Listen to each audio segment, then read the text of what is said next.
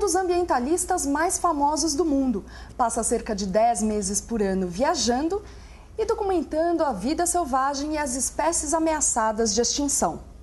Seus programas de TV são exibidos em mais de 70 países, inclusive no Brasil. O nosso convidado do VEJA Entrevista é Jeff Corwin. Jeff, todo mundo conversa com você sobre meio ambiente e animais ameaçados, mas você também é um experiente viajante e um curioso conhecedor de gastronomia.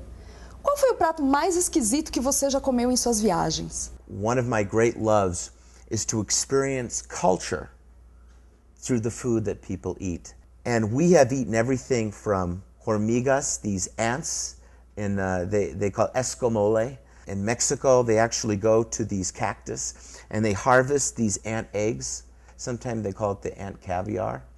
We've traveled to Thailand and we've eaten actually shrimp so fresh that when you eat it, it's actually alive in your mouth and jumping. But the only thing that I had problem at all eating was actually cactus. Well, in Mexico, they make it's called nepales, and it's a cactus, and if it's prepared in a certain way, it's very slimy and gooey in your mouth and has a very strange texture. For some reason, I couldn't swallow it. So it's right here, and the woman's like going, eat, comida, comida. I'm like, it goes down, it just wants to come up. Qual foi seu momento favorito entre os animais? My most favorite moments is when I feel like I'm not there, when I feel like I'm the fly on the wall, and you get to witness incredible moments of natural, genuine behavior. For me, an incredible moment was being in Manaus, working with this great conservation group that works in Manaus. They had rescued these baby Amazon manatees. Oftentimes, the adults, they were killed for the meat, and the babies were left orphaned. And I just remembered holding this baby manatee, bottle feeding it, trying to get it to that moment where it would survive, was, to me, humbling. To be able to tell the story of how these people in Manaus are fighting to save the rainforest that's disappearing. Every moment when I'm with an animal, either good or bad, I remind myself that this was my dream. When I was a child, living in an apartment building in the city, praying that someday I would live with nature, and then I look at myself and as an adult, I'm in Brazil, or I'm in Africa, or Madagascar, or I'm with a scientist discovering a new species of life. I remind myself that this was the dream I wanted. Viagens ecológicas estão na moda, seja acampando ou indo para safaris caríssimos. Que dicas você dá para quem nunca fez esse tipo de viagem? Well, I think you touch on something very important. We have this, it's almost to me like a disease today, where people are losing their connection to nature. For example, here we are in Sao Paulo, one of the most populated cities in South America. And right outside this city, the walls of this metropolis, is some of the most biologically important forest on earth. And how many people in Sao Paulo will make that connection with nature? It's called nature deficit disorder.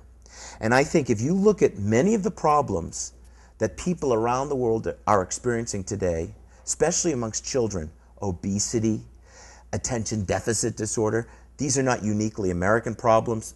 All around the world, kids today are connected to computers, to television, to the internet. They no longer are connected to nature.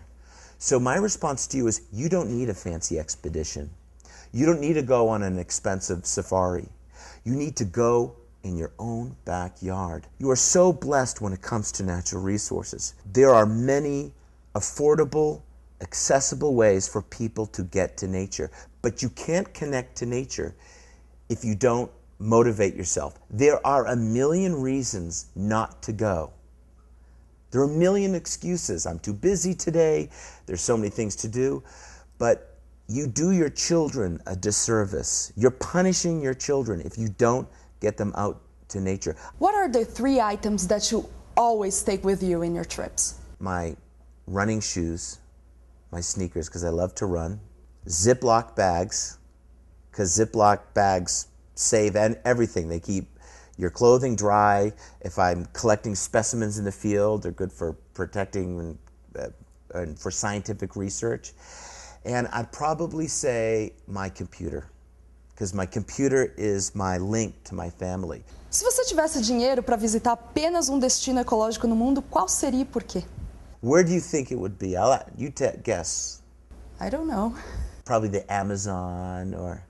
I've been to the Amazon a lot. Yeah. Probably Paris. I love Paris. Have you ever been to Paris? Yes. Then you know why. I don't need to explain. It's the city for lovers. It's the city for people who love to eat great food and drink great wine. I'm passionate about nature, but it's also my job. I love a beautiful city, and to me, there's nothing more beautiful, more ancient, more delicious, more romantic than Paris. Mas afinal, onde é que você passa férias? At home. And I live in a very special place. I live in a little 22-acre island, about a mile off the coast. I love to wake up and see the sunrise over the bay, go out with my daughters, we dig for clams or look for langosta or lobster. I love my community where I live. And the toughest thing when you're on the road is being away from your family. So when I come home, for me, the ultimate vacation, the ultimate holiday is to stay at home with the family, invite some friends over, do some fishing, cook a nice big fish, drink a great bottle of wine, spend the day with the kids. That to me is heaven. Nós conversamos com Jeff Corwin, a estrela dos programas de vida selvagem. Assista a outras entrevistas no site de Veja. O endereço é veja.com.br/vídeos.